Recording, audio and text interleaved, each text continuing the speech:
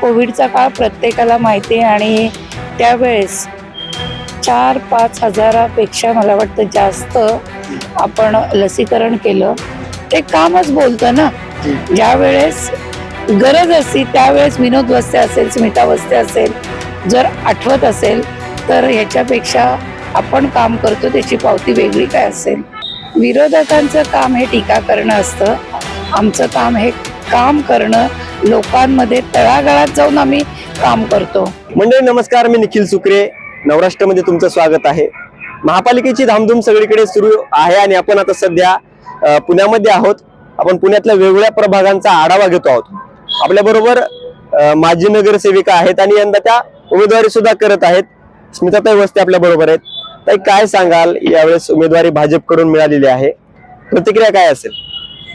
नक्कीच पक्षश्रेष्ठींनी काहीतरी विचार करून आमचा विचार केला, कारण आधी 2 टर्म नगरसेविका पद इथे या प्रभागामध्ये भूषवलेलं आहे.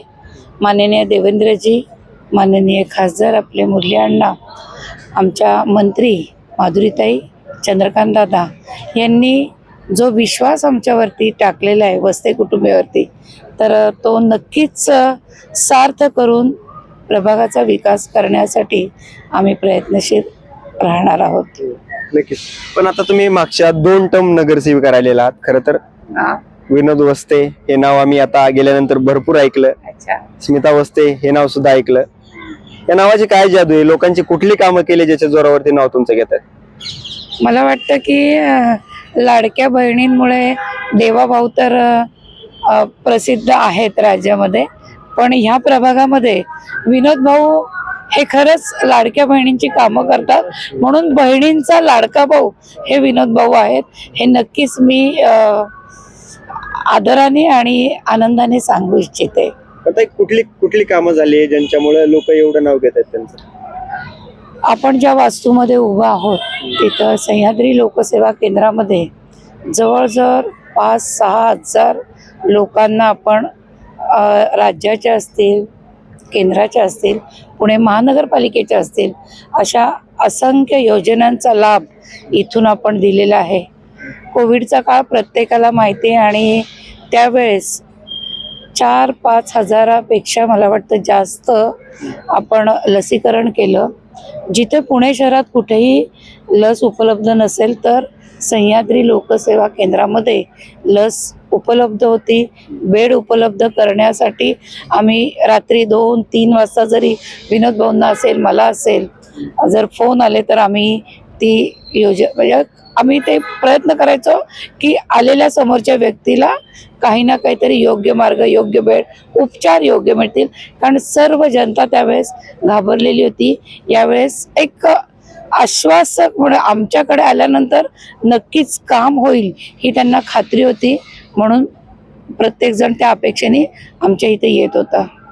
तर मला वाटतं की आपण जे काम करतो तर ते कामच बोलतं ना. ज्या वेळेस गरज असती त्यावेळेस विनोद वस्ते असेल, स्मिता वस्ते असेल, जर आठवत असेल तर ह्याच्यापेक्षा आपण काम करतो त्याची पावती वेगळी काय असेल. आता पुढल्या कामांचा रोडमॅपचं काय? बरीच कामं झाली असं तुम्ही सांगताय.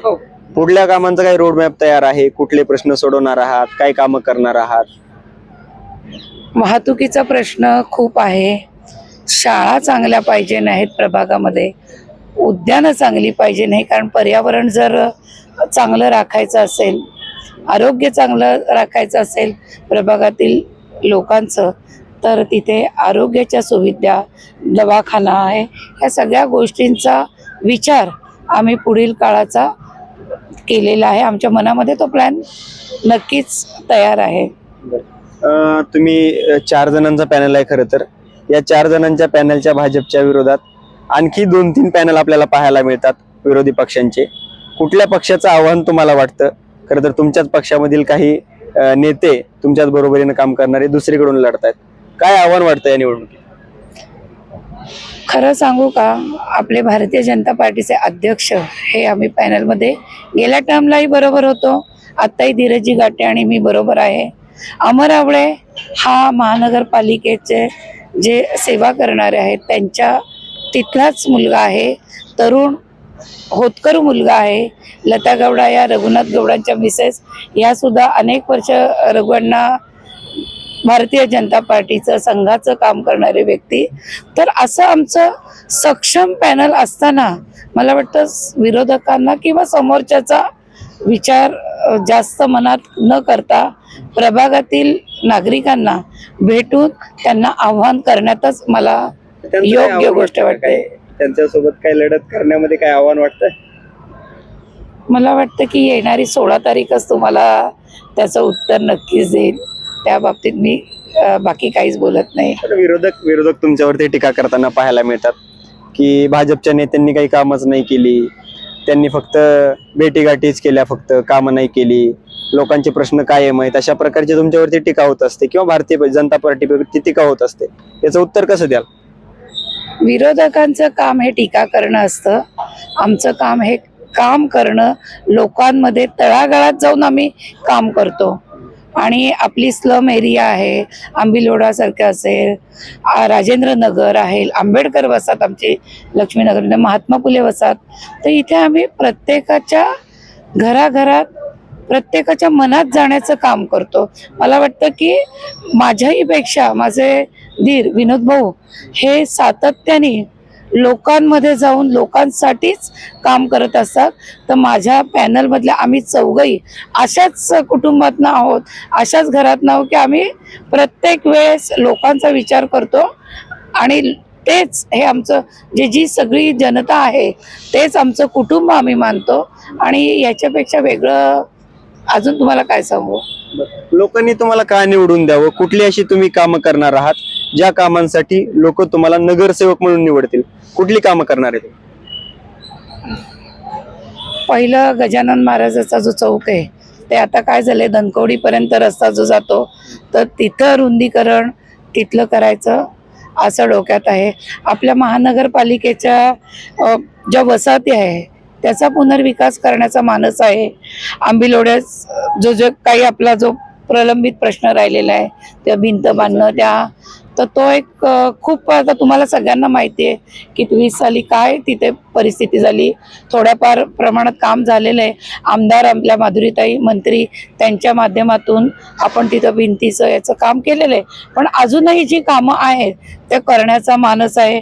आणि मुख्य म्हणजे नागरिकांच्या सुरक्षतेसाठी CCTV कॅमेरा बसवायचं असं आहे. आणि पर्यावरणपूरक असं शहर माझा प्रभाग करायचा असा माझा मानस आहे. त्याच्यासाठी झाडे लावणं आणि विरंगुळा केंद्र करणं, ज्येष्ठ नागरिकांना सुविधा होणं, फुटपाथ चांगले व्हावं, स्ट्रीट लाईट चांगल्या असाव्यात, एकंदरीत उत्तम प्रभाग जेणेकरून नागरिकांच्या सुविधा त्यांना मिळतील याचा प्रयत्न नक्कीच करेल. बरं, लोकांना काय आव्हान असेल?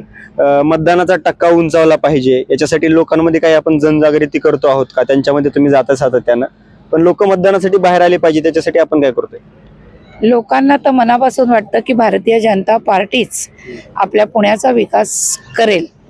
परंतु मी लोकांना एवढंच आव्हान करेल की तुम्ही सर्वांनी येत्या 15 तारखेला भारतीय जनता पार्टीच्या कमळ या चिन्हा शेजारील बटन दाबून मतदान करा. आणि अख्ख्या पुणे शहरात भारतीय जनता पार्टीचा झेंडा उंचावेल याची तुम्ही काळजी घ्या. कारण एक असतं की 100% काम करण्यासाठी जर 99% काम झालं आणि 1% अपूर्ण राहिलं तर तो 100% पूर्ण होत नाही. तर ते 100% काम करण्यासाठी सर्वांनी त्याच्यात सहभागी होणं हे अतिशय गरजेचं आहे. तर मी त्यांना एवढंच सांगेल, केंद्रामध्ये भारतीय जनता पार्टी, राज्यामध्ये भारतीय जनता पार्टी आहे. मोदींचं काम तुम्ही बघता, देवेंद्रजींचं काम तुम्ही सगळे बघताय, आपले खासदार मुरली अण्णा यांचं काम आपण सर्वजण पाहत आहोत.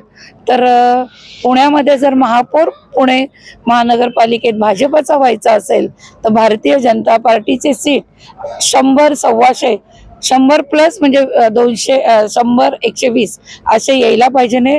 तर लोकांना मी एवढंच आव्हान करेल की तुम्ही सर्वांनी जास्तीत जास्त संख्येने भारतीय जनता पार्टीलाच मतदान करा आणि आम्हाला सगळ्यांना निवडून पुन्हा एकदा तुमचं काम करण्याची संधी द्या.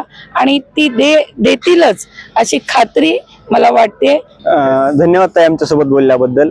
तर त्यांनी विश्वास व्यक्त केलेला आहे की येत्या निवडणुकीमध्ये जे आहे ते मोठ्या संख्येनं भाजपचे नगरसेवक निवडून येतील. परंतु लोकांना सुद्धा विनंती आहे की त्यांनी त्यांचं काम करावं, मतदान करावं अशी विनंती त्यांनी केलेली आहे. नवराष्ट्रासाठी निखिल सुक्रे, पुणे.